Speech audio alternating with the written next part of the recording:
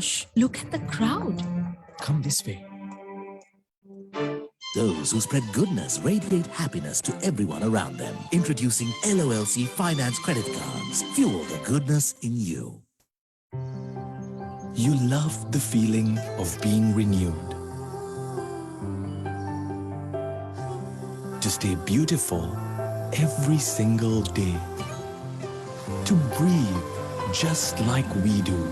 Because you are truly delicate. Protecting the ones who've been with us through the years. With Ceylon Care, the only wood coating that truly protects you. Ceylon Wood Coatings from JAT.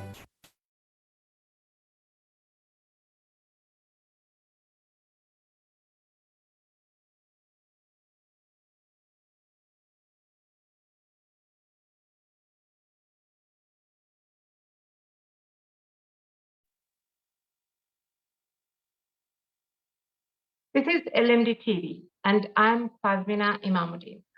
Tonight with us is Vish Govindasamy. Hello, Vish. I warmly welcome you to the show. Thank you, Fazmina. Nice to be here with you. Both the economy and people's sense of morale are at the lowest points ever. Can you accurately forecast what will happen in the future?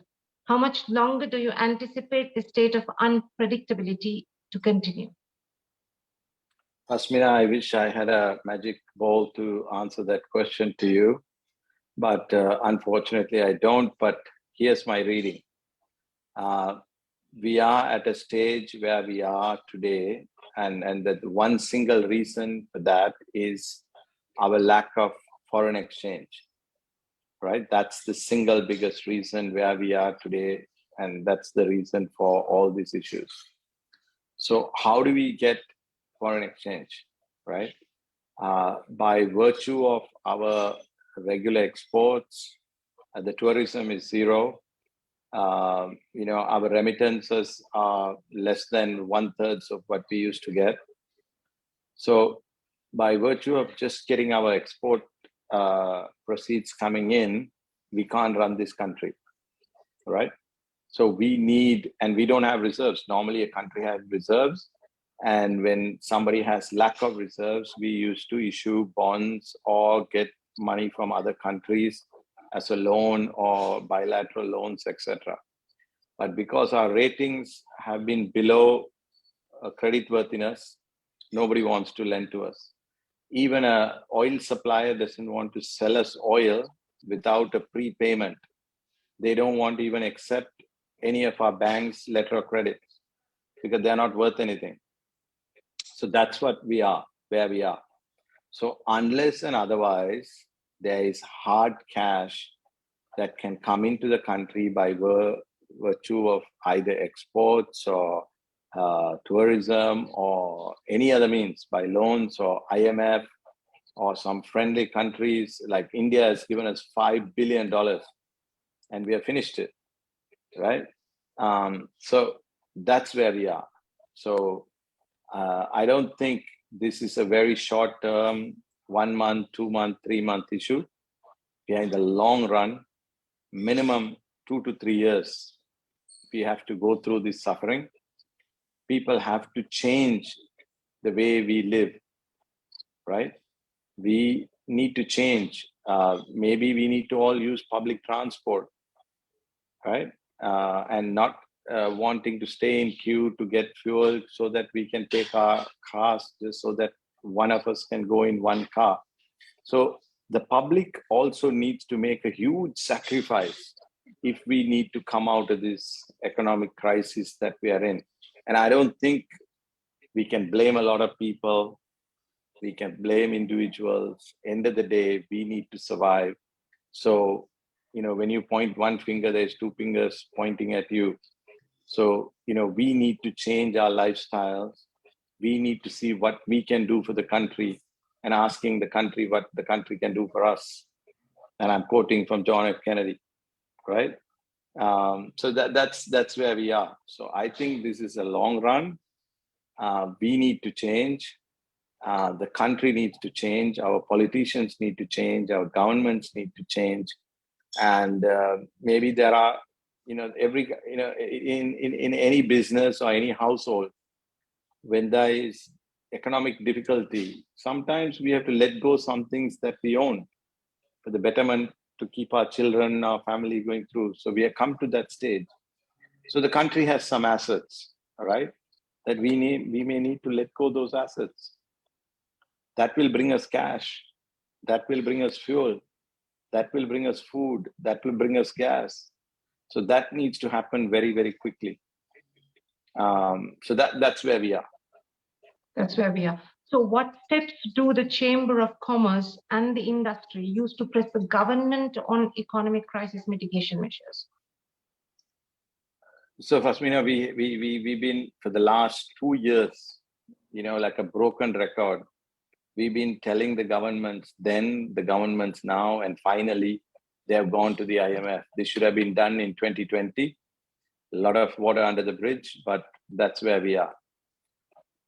IMF then would have been less pain, but IMF now is a lot more pain because we have lost our creditworthiness.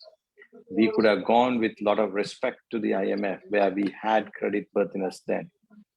We could have gone to our debtors with a lot more respect and negotiated. Now we have defaulted. We are talking to debtors who have no credibility on us. We are talking to them to restructure debt without any credibility.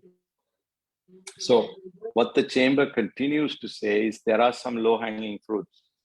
There are some assets that the government is running which they have no business to be in, right? They're in the hotel business, they're in the hospital business, they're in the telecom business. Maybe they need to let them go, right? And maybe there are better people who will see value in it. They will come and take it. But that has to be done in a very transparent process. We have to get professionals who can do this for us. I don't think we have anybody who can do this because I don't think that the public has any trust in who can do this in a transparent process without any corruption, etc. So we need to get some professionals to come and help us and bring in the hard cash. That's what needs to happen, and that's what the chamber is doing. I started off by saying we have to make some sacrifices. All of us will have to pay more taxes. Unfortunate. We have been living in a dream world. We should have been paying the taxes that we should have been paid in 2018-19. We were all dropped to a levels where we shouldn't have. So our taxes have to go up. You can't have everything. You can't have free medicine, free education, free everything and not pay taxes. Every single one of us owes money to the government so they can run all these good things. Roads don't come free, medicine doesn't come free, education doesn't come free, right? Government can only do print money. The more they print, the more poor we become. So there you are. In this sense, what advice would you provide to businesses, particularly SMEs, on how to stay afloat? What are the 3 most important things they can focus on at the moment? Again, it's a very tough question. And being an SME in this climate is probably the most challenging thing. I would say cash is king. Cash. If you have cash, hold on to your cash. 2, reduce your borrowings, right? Because after today's treasury bill rate, I think our interest rates will hit close to 25%. You can't borrow at 25% and run a business, right? 3, productivity. Increase your productivity. That's the only way. We use way too much labor to do way little things. So we need to increase our productivity. So I think those 3 are the most important things they have to follow. In terms of obtaining and bridging finance deficit, what lies ahead? What is your forecast on this? So I think you mentioned the magic words. We need bridge financing now, right? And who is going to give us this bridge finance? So we need to, with the IMF, hopefully, we will enter the staff level agreement. Unfortunately, we couldn't get the staff level agreement before the IMF team left because they felt we have way too much public debt that we cannot service, and it's a fact. So the government and the Prime Minister are, I think, working on giving them a plan on how we can overcome this, public debt.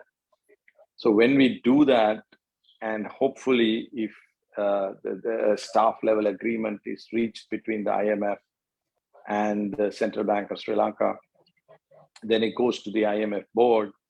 And if the IMF board feels, this agreement is solid, then, maybe they will release some funds to us. In the meantime, they also will look at how we are doing with our debt restructure. Now, debt restructure is a very complicated thing.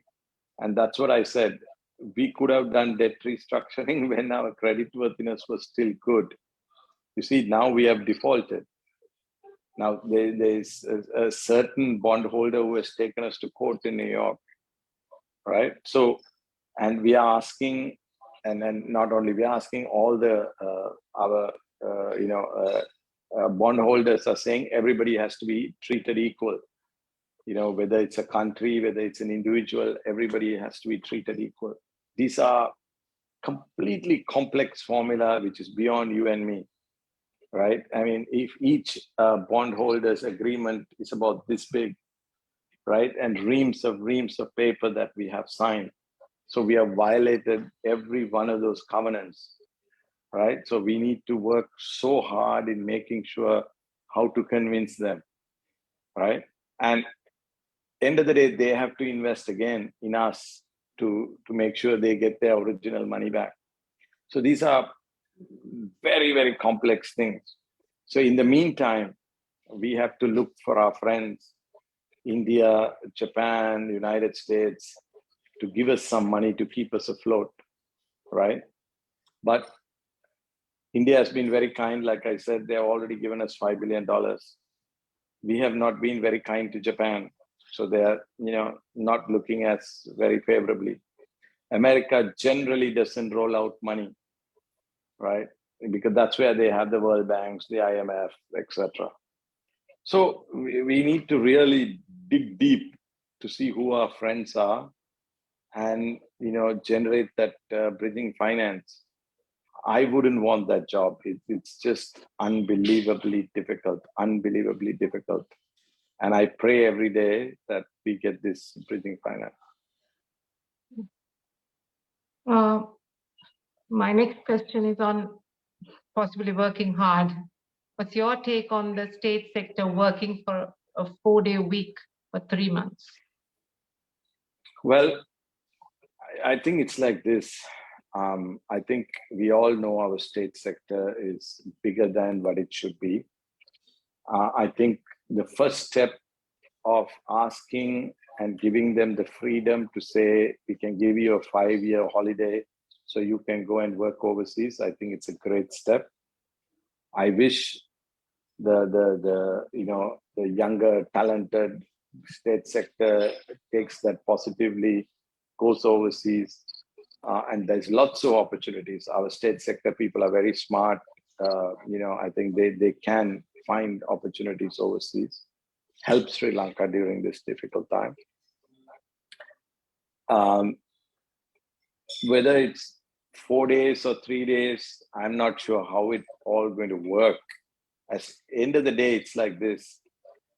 If the citizens' requirements are fulfilled in 4 days, and if they can keep away for 1 day and save fuel, save electricity, I'm not suggesting their pay get reduced or anything. They can still get paid. But if we can reduce the use of electricity, the use of fuel, right, and the use of anything else, and maybe they can contribute towards agriculture during that 1 day, I think it's a great idea.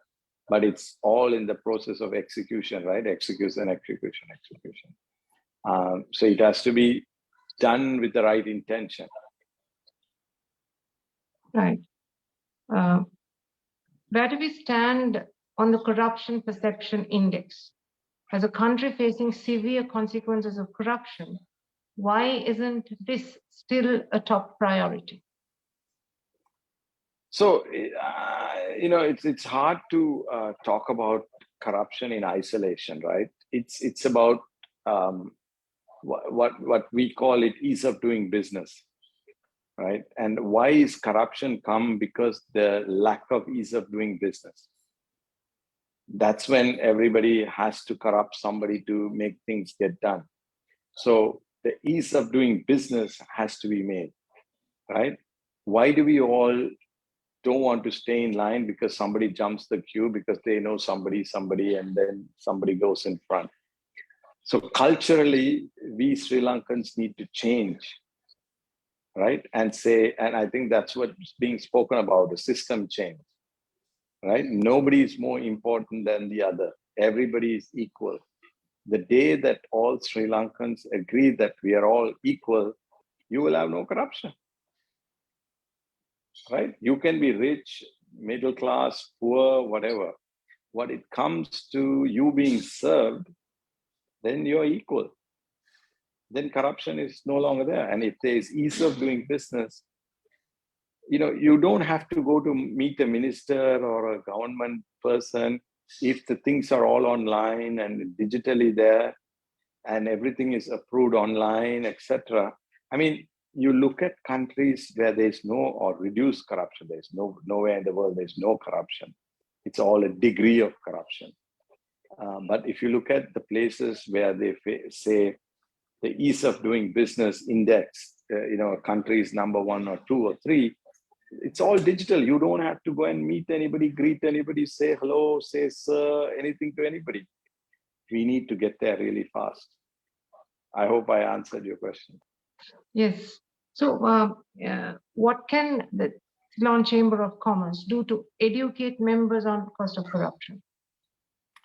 So we keep telling our members that, it takes 2 hands to clap, right? You need a giver and a taker. So we can't blame only the taker. If there is no giver, there is no taker. So we keep telling our members, if you are ethical, you are not corrupt, you can't blame somebody else to be corrupt. As long as you stay and say, I will not give or I will not pay, but make the system better. So that's the message that we give our members.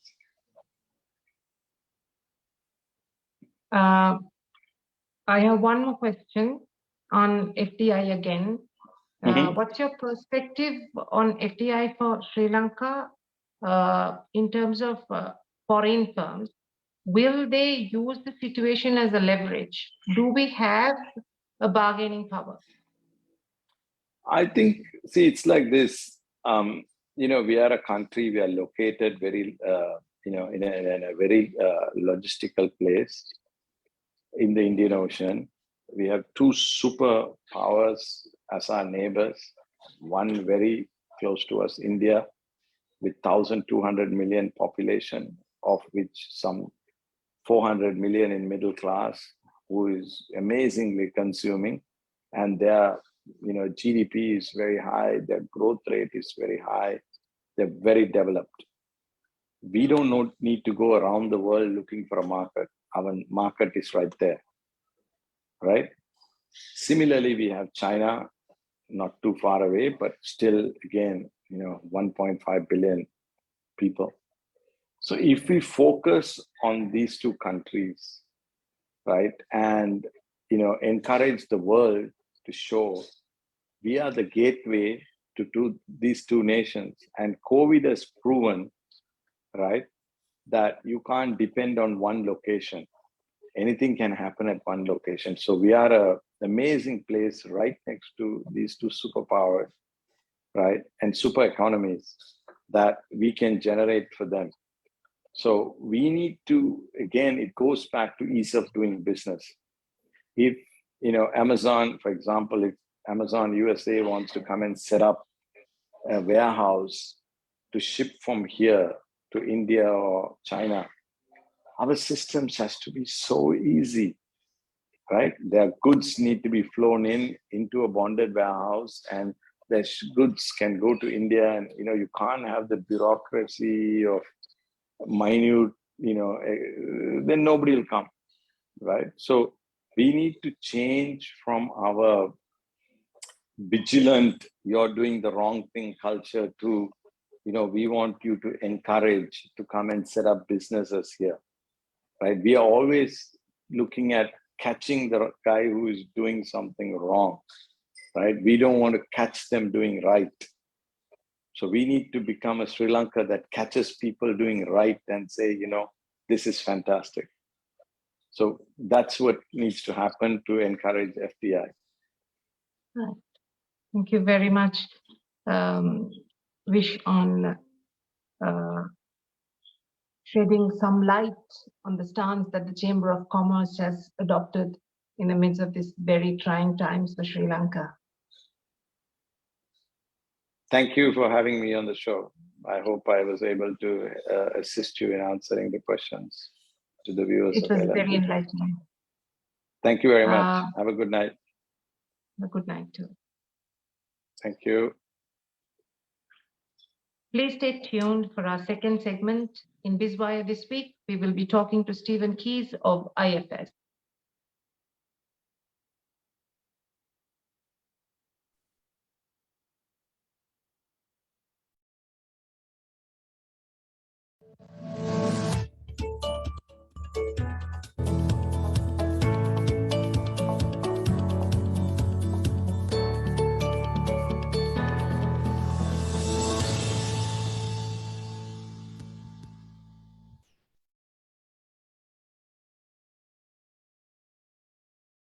Good evening and welcome to BIZ-Wire. I'm Fazmina Imamudeen. Joining us today is Stephen Keys. He's the Regional President of IFS Foundation for Asia Pacific, Japan, Middle East, and Africa. I warmly welcome you to the show. Thank you. Thank you for having me. This year, IFS Sri Lanka is celebrating 25 years of driving progress in Sri Lanka's tech industry. Could you tell us about the IFS growth story in the country since its inception? Yes, of course. It's funny, the other day I had the opportunity to meet one of our founders of IFS. In fact, I met him recently, a month ago, and I also met him when I first joined IFS in 2018.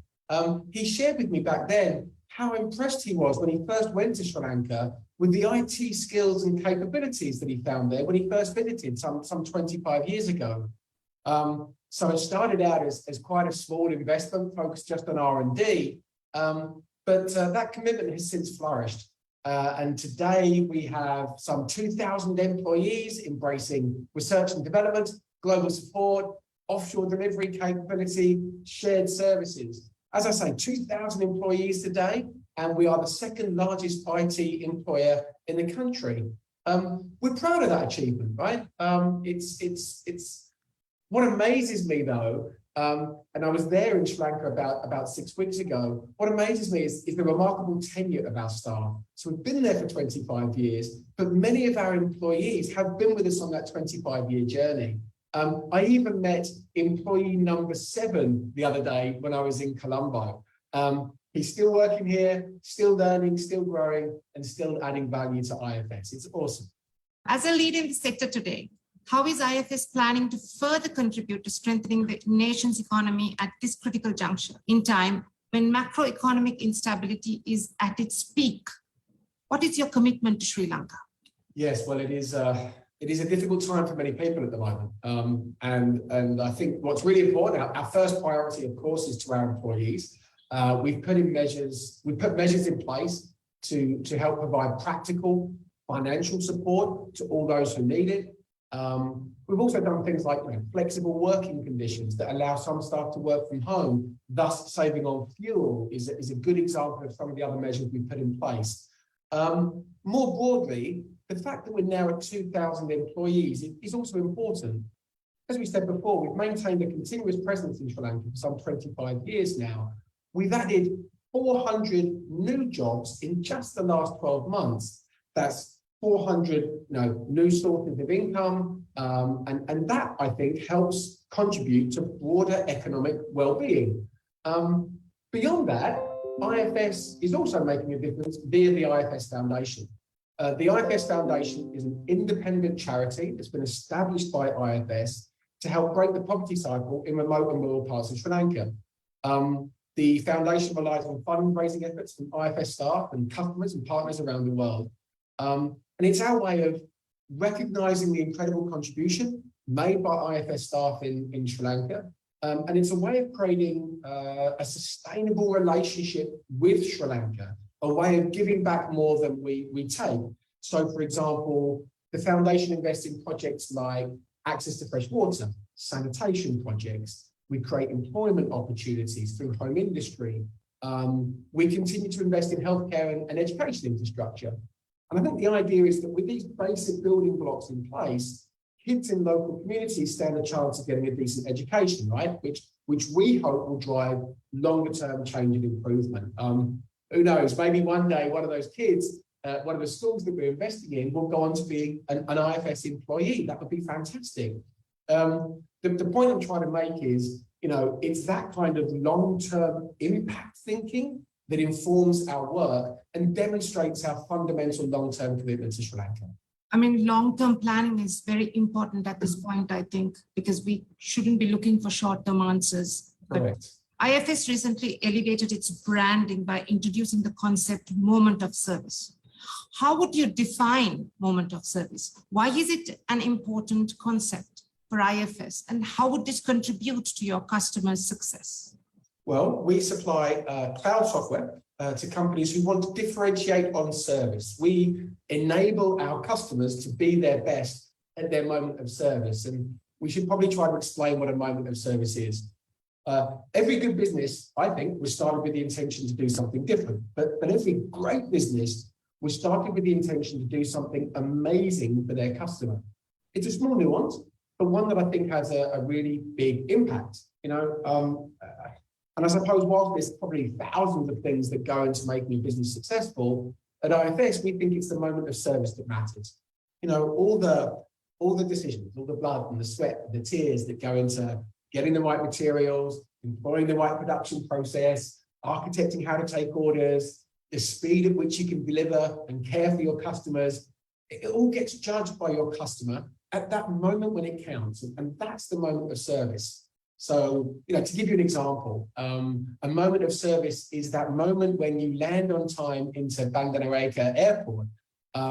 It's that moment when the contractor turns up on time to install broadband and completes the job first time. Maybe it's about the less obvious moments as well, like, when you switch the light on and it works, or when your phone has network coverage. I guess it's just, when things just work as they should. And if we think just for a moment about all the many different things that have to be managed to bring each of those moments of service into being, that's where IFS comes in. Our mission at IFS is to help all of our customers achieve their moment of service, the moment when it all comes together on a consistent basis. And that same mission, incidentally, informs the way that we work every day at IFS. IFS has always encouraged the development of homegrown technology and is backed by IFS R&D, the largest research and development arm of the organization outside Sweden. Yes. What is the significance of this to the industry and the company? Well, our ongoing investment in Sri Lanka is a source of pride for our company. Of course it is. 25 years of rich history there. But it's not just about homegrown technology. For me, the difference is about taking our 40 years of industry domain expertise and embedding that knowledge, that IP, into our products to help ensure rapid adoption and faster time to value. That's only made possible, in my view, by the fact that we choose to focus on specific industries. So we work with organizations who build and maintain assets, organizations who manufacture and distribute goods, as well as service-focused organizations. That specific industry focus helps us understand our customer base more deeply and reflect that understanding in the way that we design and develop our world-class cloud software. And I think it's contributed significantly to our growth rates. I mean, we're growing at 3 times the industry average right now. We're winning 70% of the competitive deals that we bid for. We are ranked as leaders in each major analyst category.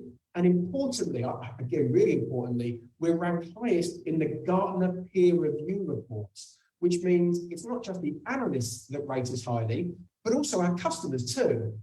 Now, no other vendor comes close to that type of leadership in our industry sector. And I would say that is absolutely testament to the phenomenal quality of the work that our R&D teams perform, both in Sri Lanka and around the world. IFS Cloud delivers powerful moments of service by expertly orchestrating customers, people, and assets.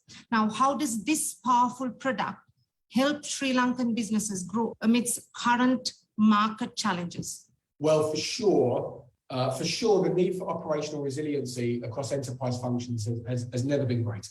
As Sri Lankan businesses pick up the pieces after the shock of the pandemic, only to now have to deal with macroeconomic instability, many organizations are beginning to understand the importance of business technology capabilities that can quickly adapt to the pace of business change, either change that's driven from within the organization or external factors being forced upon it. That's where IFS can help. IFS Cloud, our cloud software platform, helps companies to engage customers, empower employees, optimize assets. We deliver that capability through composable enterprise solutions that can be accessed and deployed and consumed in the cloud.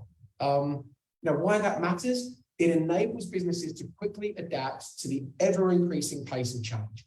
Our customers only have to pay for what they need, when they need it, knowing that the platform is extensible and flexible enough to accommodate growth or even rapid business change, both today or into the future.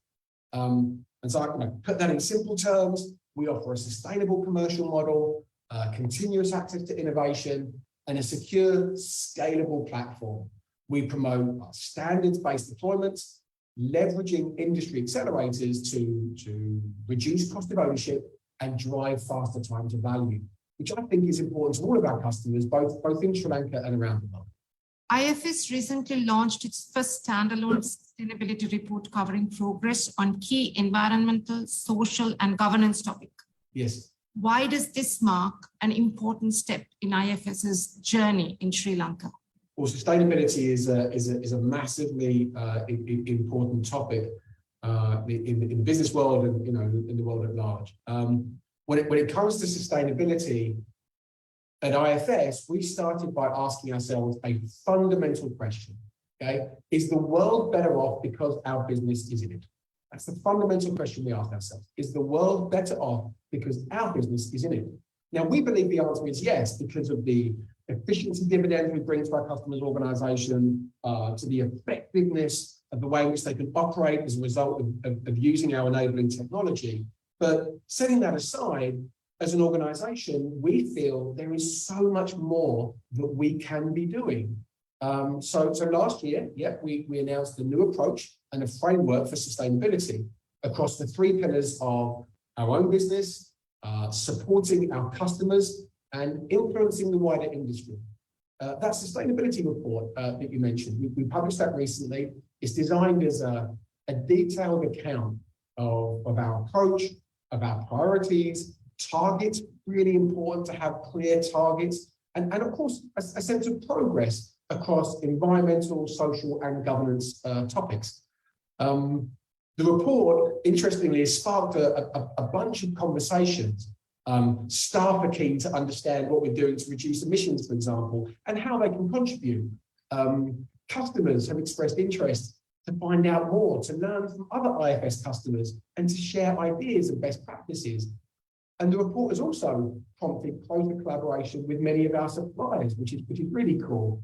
And in that way, we're able to not just be less bad, but to really play our part more fully as a good corporate citizen.